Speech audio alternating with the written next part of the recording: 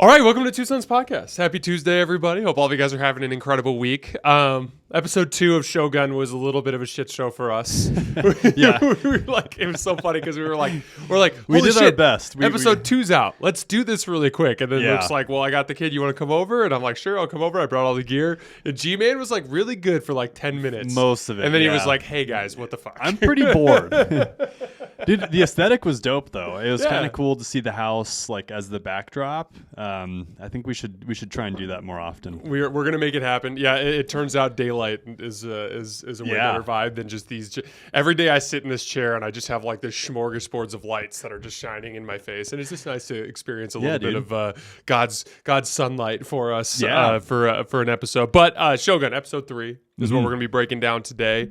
I did want to bitch and moan to you about one thing really quick before we started. Do you remember when I had the tennis elbow issue in my Yeah. right elbow that you told me about? And remember how I told you I couldn't stretch out that elbow all the way? You have it again? It's in my left elbow now. And you know what's crazy? I just talked about it on the show, and then literally like I cannot extend this elbow all the way. It's like horribly painful. I need to get one of those braces. I think I'm going to do an ibuprofen cycle too to try For to sure. get the. Yeah, definitely Dude. get on that. What's up with my weak ass elbow tendons, dude? Well, I don't understand. you were doing concrete recently, right? Yeah, well, That's probably it. probably it turns out. Yes, my dad and brother are Bad are- elbows. They choose to do their own concrete, which I end up helping with. Dude, and- it's so funny because and this is not a bad thing. You're like a pay for services type guy, and then you're surrounded by a bunch of dudes who just will not pay for anything. yeah, like Luke, my dad, my brother. It's like if there's a job, they're going to do it Yeah, if themselves. there's anything related to the house, we're like, no, we'll save $1,000 and learn how to do it ourselves. It's fine. I don't have the craftsmanship. That's I learned a long time ago that I don't have the patience to sit and learn how to do something really well. If I was as good at that shit as Luke is, Thanks, I man. would do it. Thanks. For me, it's like I'd be better off trying to find some other way to pay for it. All right, so we Episode 3. We end episode 2 with the assassination attempt. Yes. on the Anjin. Which they did talk about that, and our suspicion was correct about how she was essentially a sleeper cell that was working there for years and years and years From a really expensive group. Yeah. And then they essentially activated her, and then she did her thing. She almost did her thing. I think she did a fabulous job. She did. She gave him very close. Yeah, she got very close. The trickster, our trickster Toranaga. Toranaga. He's a little trickster? Little trickster. Yeah, he fools her, and it ends up getting. But Mariko actually cool. breaks down how they will train their entire lives for a single kill, and how it's insanely expensive, and only a handful of people could even afford to pay for this specific group of assassins. Yeah. And then they're like, the Catholics. Catholics. I was explaining the show to Elena because she hasn't seen any of it, right? And she was on her trip and finally got back. And you and I have been cycling through this actually pretty quickly because they did the 2 release and then the 2 episode release and then this episode. And I was like, yeah, like the show's pretty dope. Like it's essentially like the Japanese version of Game of Thrones, but it makes Catholics look awful. And she's like, how do you feel about that? I was like, well, I mean, like it's a TV show, you can't take it too to heart. Yeah, But- you know what's funny though? I rewatched the first 2 episodes with my father-in-law because my wife is out of town. We went to dinner last night. We came back and we watched a couple episodes. And honestly, after rewatching it, I have a more firm understanding of some specific things. But a couple things. First of all, old man in the prison, the one that told the Anjin about the base in Macau, he very much was a guy who went over for the right reasons. Yeah. And he literally says, I came here with a vision of helping people. And he's and then I found out the true tenets of the cloth. And then he lays out that it was, basically material possessions. Yeah, that's that was their main goal. Yeah, Exactly. Unfortunately. And Father Martin, I think, assuredly falls into that group. And I thought the best example of that in this episode was which we're going to skip ahead for a second here, when Toranaga actually gets onto this boat and has a chat with him. And as soon as he offers a church in Edo, he's 100% let's give him whatever he wants, because you could tell Father Martin is in it for the right reasons. Yeah, right now he is. And we kind of got into this for a little bit at the end of the last episode. It just got cut off because of Graham having a meltdown. But you can tell it's the Catholics are all getting kind of roped up into this singular entity, right? But very much you can even tell even through the captain. There's this captain guy who there's a scene at the beginning of the show where Father Martin goes like, yeah, dude, you can't take the black ship away. Because Lord Toranaga, even though he's being held captive in Osaka, he is still the head of foreign relations. Yeah. So like it's weird because like he's on the executioner's block, but like they still are letting him keep his authority until until it's official. Until it's like official. Yeah. And so he denies the leaving of this boat, and Father Martin basically goes like, "Hey, if you guys can't leave, they haven't given us the approval." And the captain is like, "Screw that, I'm leaving tonight." Yeah, I know. And he's like, "If you do, they will not allow you to come back here." He's like, "Oh, okay, whatever." Yeah. And he's like, and then of course, he straight up looks at Father Martin in the face and goes like, "I don't work for the church, buddy." Yeah. Mm. And I think you can start to really see the conflicting dynamics between like the church is really being used as a tool by the Portuguese. Oh yeah, to kind of facilitate this conversion, and but then it's just wrapping everybody up in it. It's like leaving a huge wake. It's going to be really interesting to see Lady Mariko and how she progresses through this too. Dude, this was a really dope episode. She had a Darth Maul moment. What do you mean by that? Let's start. Okay. Let's break. Yeah. Lady Mariko Darth Maul is coming soon here on Two Sons Podcast. But yeah, I have a take. Lady Mariko Darth Maul. Mariko-sama. I was not expecting you to say that.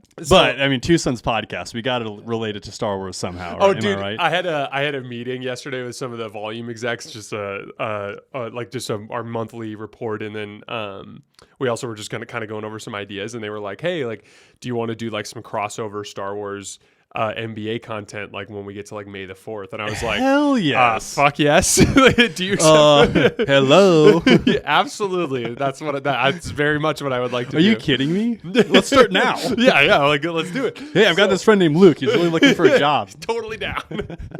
So he will work for free. So the episode basically opens up with this meeting between Toranaga and Yabushige, where basically, because Toranaga, in addition to being a trickster, also has spies all over the countryside.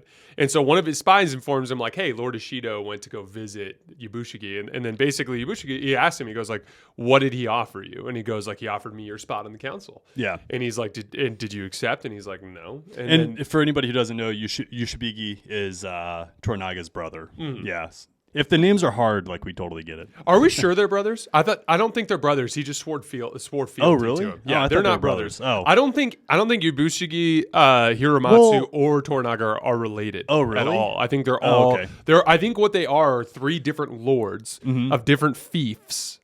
And the two of them have just sworn fealty. I see. To Toranaga, because Ishido actually goes like, "Why did you swear fealty to him?" Like and it wasn't like he's my brother. It was like I swore fealty to him, right? So like, but I do think loyalty is a big thing because like I think Yabushige we got weird vibes from him in the first episode because he's a weird dude. Yeah, and like he honestly does seem honor bound to me. He does. He's all over the place. In one scene he's boiling someone alive for no reason, and then in the next he's like.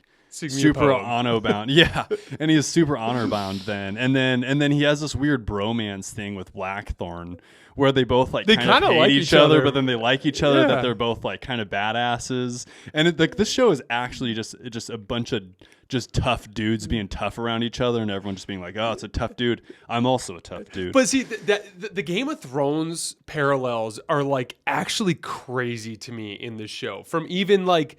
Something as simple as like, well, for instance, like these the assassins that we talk about. There's literally a group of crazy assassins in Game of Thrones called the Faceless Men, which is a big thing. Or like the dynamic between like, okay, so in Game of Thrones, by the way, and this is in reality, leaders don't fight. Like in our world, your leaders hide.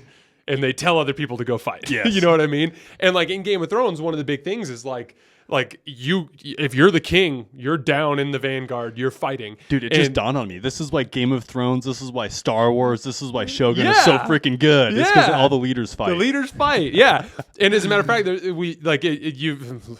Luke here doesn't know because he didn't watch Game of Thrones, but we're working on it. One day. When Joffrey wants to go hide during the Battle of the Blackwater, Tyrion's like, no, dude, you got to be down there. Even Tyrion literally is down there with like complete, like just there's no physical hope for him to contend out there. And yet he's running out there with an axe and like fighting and doing all of his things, you know, like it This is honestly, cool. yeah. So that's an important part of it. One of several parallels between the two shows, but the leaders fight. Like the leaders are down there and they're fighting. It's definitely one of the big dynamics of the show. So anyway, Toranaga goes Yabushige thinks he's about to die, right? But Toranaga, I think, is like honestly like kind of testing him, and he's like, did you say yes to Ishido's offer? And he's like, no. And he's like, well, what do you want? Like, what do you want? Like, it was very much like a what do you want kind of thing. And he's like, well, I want more territory, you know, just like this other village to add to his fief or whatever. And Toranaga's like, okay, well, you take care of the Anjin, take him to this fishing village and protect him, and then I will give you this land. So like essentially they kind of come up with this new handshake agreement, and now there's a deal in place. So then we get the trickster moment. One of them, yeah. So they pack up all to leave. And like apparently the women in this era get carried around in like a magician's cut of woman in half box. Like what? Dude, I know. But without windows too. Like, okay, you're going to sit in this box that's completely black inside and you're just going to sit there and get carried around. That sounds awful. Open that bad boy up. I want to see the view. I would much rather just walk. Like, honest to God. Like, I was literally sitting there thinking, I'm like, imagine like if but it's painted black. Imagine so you're getting really bumped hot. around too, and like they're like you're just getting jostled and your Dude, elbows are bumping into the absolute box. worst. Yeah, like God forbid you have to fart while you're in that box. You're Dude, just hot box it. So then on his way out of the village, they get searched. And oh no, Ishido shows up. Ishido shows up and he wants to verify all the members of the group. So like, and that's before the fake pregnancy the change, moment. yeah. But Ishido actually leaves a bunch of his men, including presumably one of his lords. I thought about that other guy basically as like kind of like Yabushige is for Toranaga. Yeah, he looks it's like super one of those, important. Yeah, Right. and he has like the full samurai getup. Which would be just incredibly difficult to fight. Can you imagine fighting with a big hat that's like really heavy in the front and it's always just covering your face? I think their armor's freaking cool. Oh, Personally. don't get me wrong. It's super cool. Darth Vader's armor is cool. I would not want to fight in it. Well, then don't test someone with the high ground, Luke. Okay, I don't know what to say. Yeah, you're right. I shouldn't do that. So anyway, they eventually get out of the village. They get searched one more time at the gate, and we have this funny scene where Blackthorn basically goes like, "How dare you disrespect a woman by looking in on her in a moment of privacy?" I'm like, if this freaking works, it's going to be this ridiculous Hollywood bull crap. And sure enough, it worked. But, well, it kind of like all he was doing, he was making such a big mess that like Ishido's guy had to step in and be like, "All right, can we cut this crap out? Let's get moving." Yeah. So when they're on the road, there's this funny moment where they're like walking, and then like Mariko's like, so is it true that you guys treat women with honor where you're from? He's like, no, absolutely not. It's like it's so messed up. Absolutely not. I know. He's like, we are absolutely terrible with the way we treat our women. Like, dude, all right. That's sad. Yeah, no, it is sad, but it was just kind of funny because like. He just I think that's one of the big I think like subplots of this show is just like they're not sugarcoating any of the like wretched dynamics that are taking place in this era. No. And yeah, there was just it's just funny because she's like she kind of had this like moment of like she's like, oh my gosh, like people are better. Yeah, and it's like no, we're not. Everyone's terrible. We are just depraved. So they're on the road, and we also have a couple of moments like because we realize in the so he goes by Buntaro, but it's Mariko's husband. He has a couple interactions with her where he's pretty disrespectful to her and disrespectful. He's very dominant. Yeah, and he just literally looks like a giant ball of pent up masculine energy. And turns out he is. And turns out he totally is. Absolute hard ass. So there's this really so he straight up asks her about it. And then she kind of like you could tell she kind of gets like a little she wants to say more than what she says, but then she just says like herself. He's an honorable, like respected warrior. Yeah. So then they get attacked predictably by the Christian Lord, the one with all the money, and they're attacked in the middle of the forest. Have you noticed that too? I have not noticed not that it's a bad thing if you've got a lazy eye. It's just something I noticed. Luke's anti-lazy eye. No, I'm not. It's okay to have lazy eyes. Graham had a kind of a lazy eye when he was born, a little bit. So in the ensuing conflict is like complete chaos because as soon as they start firing, Toranaga escapes his little box he's riding in. Okay, so when Toranaga gets out, like Ishido's men that are traveling with them are like, "Holy shit, that's Toranaga! Don't let him leave." So dude, like he didn't even try and hide himself or like make it look like he was the old lady. He would just like hat off, grabs his sword, let's go. Yeah, he's just ready to fight. Well, of course, it's self-preservation at that point. I was expecting them to like run off into the woods and then escape that way. You know? I would. The whole scene was honestly chaos because like then the Christian Lord is like, he's like, they're killing each other now. Like, what's happening? And so like they attack this random party in the forest who then promptly just starts killing each other. and there's like arrows flying around and people are dropping dead. Then we get Darth Maul Marika. So she picks up like that double-ended staff. Oh, I see. And then that has the two blades on the end, and she just starts messing people up with that thing. She knew what was up. Yes, she was doing Darth Maul things. She's quite the warrior. She is. And then they made Blackthorn look pretty uncoordinated with his like staff that he picked up, which I thought was cool. That he wasn't just some badass with a staff, which he'd never used before. Yeah, no, like if you pick up a weapon that's not your weapon, it's going to be a little unorthodox. So they end up running away, and Buntaro stays behind and goes like, "Hey, I'm going to defend with this group. Like, you run ahead." And the rest of his team dies. He's the only one who survives. And then the Christian Lord calls ahead to the village and is like, "Make sure that you guys stop this person from getting on the boat." They end up getting on their boats and pulling off, but Buntaro ends up being the last guy to come back through the village. It's crazy. And there's this epic scene where he just cuts down like 10 dudes, and then he's standing on the end of the dock, and there's like this moment where like, honestly, as I was watching it, I was just glued to the screen. I was it too. was such an epic scene because he just looks out to Toranaga, and there's like this non-verbal communication, like a nod that basically just says like, it was my honor to do this for you. And then Toranaga basically just shouts his name out and gives him the same like non-verbal nod back, and then he just goes pretty dope, crazy banshee back into the throng of people and kills God knows how many before he presumably dies. That was one of my favorite cinematic experiences I've ever had. Yeah, that was really, really cool and quite unexpected. Like you wouldn't have thought of him again. You just would have expected that he would have died in that forest scene. But then all of a sudden he shows up out of nowhere. And the way that they showed the magnitude of that was really cool because they did that aerial shot of the town and it showed all the guys running, which were all marked with like a flame because they're all carrying their like torches, right? Yeah. And then you're like, man, that's a lot of dudes. And then you just see him by himself about to face up with all those guys. It's always pretty cool. It's always a like an emotionally moving type of scene when you see it. What's that Bible verse? I grew up in church, so I should know this. But the one where it's like greater love hath no man than to lay down his life for his friends or something like that.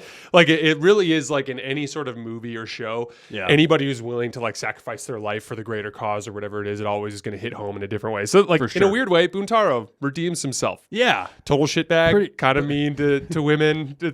Kind of an abusive father, but like, absolute warrior badass. He's the dude that you need to fight all the guys on the dock so that you can run away, right? So like, so he redeems himself, and they end up out, and then like it just turns into absolute chaos because they get out onto the water, and then the Anjin quickly figures out in the distance, it's like, like there's like a bunch of boats out there of people wanting to stop us, right? And there's another moment where Ishido shows up, and he's on the beach. Or the port or whatever, or the dock, and he when he looks out, like even he goes like, "Are those Christians out there?" And like you can tell, and they are Christians because we see a close up of one of them that has the cross on his neck. So they're continuing to build towards this idea of like I think Ishido's starting to realize like the Christians are like kind of going, and there's actually a scene where after this scene, where Ishido's talking to the Christian Lord, and I'm really upset about what happened last night, and he basically says like, "Hey, like." You guys were engaging in violence in my city without my permission. And I've said I'm going to protect these people. So like I think Ishido's reaching his wit's end with the Christians too. Right, which is a super interesting dynamic because all of a sudden Ishido's on his own. Exactly. Which is exactly what Toranaga wanted, right? Mm-hmm. So what happened next was not what I was expecting. So I thought the show was heading in a direction after episode 2 where I thought maybe even Toranaga and Ishido would be becoming allies.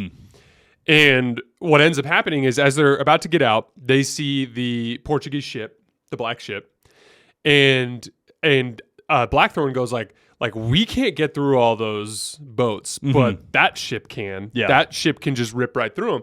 And so then Toranaga's like, bring us up to the ship. And so then they end up having basically a parlay. On the ship is the captain, who's the leader, the guy who works for the Portuguese king or queen or whatever, right, and is the guy who doesn't work for the church. And then we have Father Visitor, who's the leader of the church, and then we have Father Martin, who's like one of his, presumably his number 2 in command, right? Right. They're all on this boat. They're getting ready to leave. The Spaniard's on it too. Spaniard. Yes, And the Spaniard keeps like talking shit to the. It's like, Rodriguez is like. Rodriguez is so like he's like I cannot believe Blackthorn is still alive. He's he's like talking trash as he says it. Dude, when they were with that scene when they're both okay, we gotta get it. We're gonna I know. We'll talk about it. So literally when they get on the boat, and then this is where I got confused. So then Toranaga ends up cutting a deal, and the deal is like, hey, like you guys got to help me convert the 2 Christian lords to my side. Yeah, I will allow you to build a church in Edo, and like it basically like cuts a deal with the Christians, and all they ask for in return is to leave the in addition to getting the church, obviously, they want to leave the barbarian behind, John Blackthorn behind. So like they straight up just like leave him on the boat. And what was super weird about this is like, so then they turn around and they start, so Toranaga and his clan and the Christians or Catholics, they all just start heading out towards where the pirates are. Yeah. And then the Christian pirate boats, which presumably would have let them pass at this point. Yeah, like, I just thought of that dynamic. No, I know. That's but tough. Theoretically, though, like I don't think that boat was allowed to leave anyway. The black ship was not allowed to leave. I think that was this is what I meant when I said this part was confusing. Yeah. So like they're getting ready to head out, but like Blackthorn like somehow still has command of his ship. Dude, I know. They're just like, hey, go onto this ship and then let them come and kill you. Okay, you were good. Yep. All right, stay here. So my theory on that is, remember, Blackthorn was the one that kind of guided the ship through the storm. And he was the one who got down and was like, row, right. Like, so my takeaway was like that group like feels forever loyal to Blackthorn because he navigated them, piloted them through the storm, right? And so that's why when he rolled up on the dock when they were there, he was like, I know this crew, like they'll be able to help me, blah, blah, blah.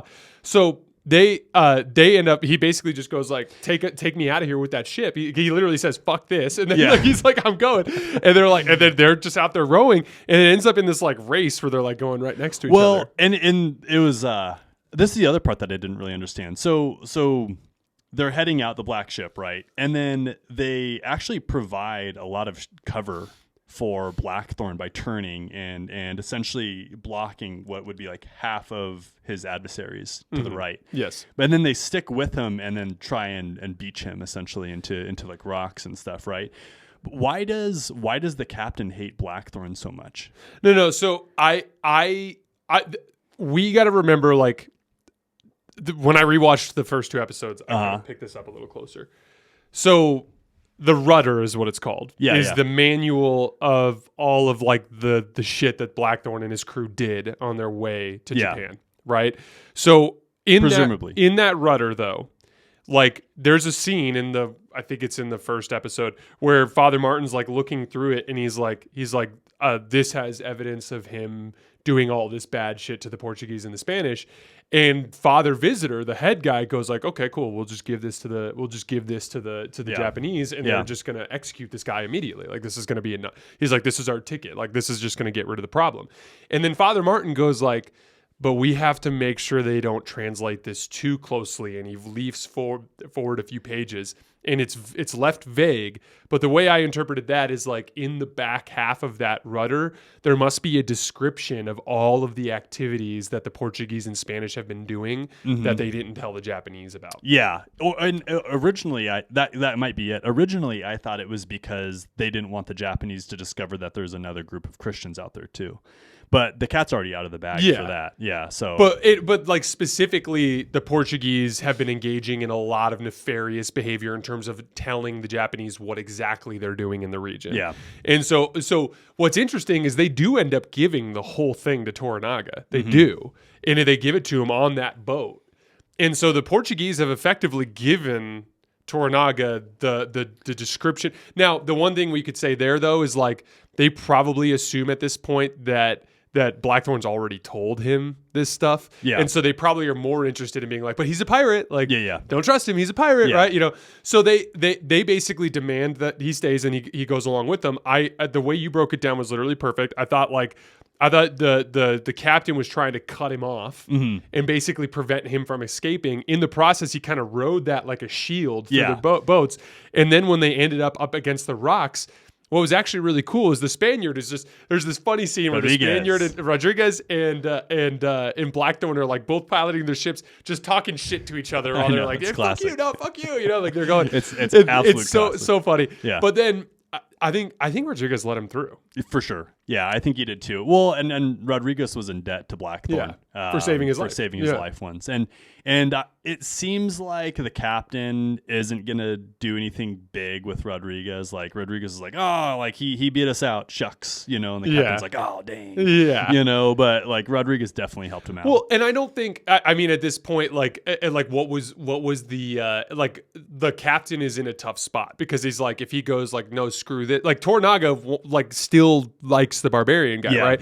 So like, what's he going to do? Kill Toranaga and all of his men? Right. And cause like, because like if he did that, Ishido would have been like, hold on a second. Right. Like the fact that they think they have the authority to do this tells me that they're out of control. We got to do something about this. Yeah. So like that was kind of the way I interpreted that. But then we get this like really interesting scene at the end. The swimming scene? Yeah. Yeah. Where he just has John Blackthorn execute a dive off the edge of the boat like 100 times. Yeah. And then and just watches as he tries to like learn. And then they race at the end. I thought that was a really cool scene. It was cool. I thought it just kind of showed like it showed Toranaga as like he said this to one of he said this to the heir when the heir wanted to practice archery instead of working on the writing. Yeah. He said like a leader must be the best in all things. And it was kind of cool because I that's what I thought about when he was doing the diving was like he was like, today I'm learning how to dive. Like he just seems like a guy who's just constantly invested in self-improvement and trying to learn and learn how to do everything. I think Lady Mariko is starting to fancy Blackthorn as well. I think we're getting there too. Yeah, I think there's a little love story. The yeah, I think there's definitely a little love story brewing, which again is super, super interesting because it's like Catholic and Protestant. You know what I mean? So that's super, super interesting in my book. The other thing that I thought was interesting at the very end was when Lord Toranaga's son walked up to him. And wasn't that his son? Like, and asking what did you make of that scene? So he was asking for essentially more control, more responsibilities, right? And Toranaga essentially just said no. Yeah, but he said it in like a cryptic way. He did. Because he said something along the lines of like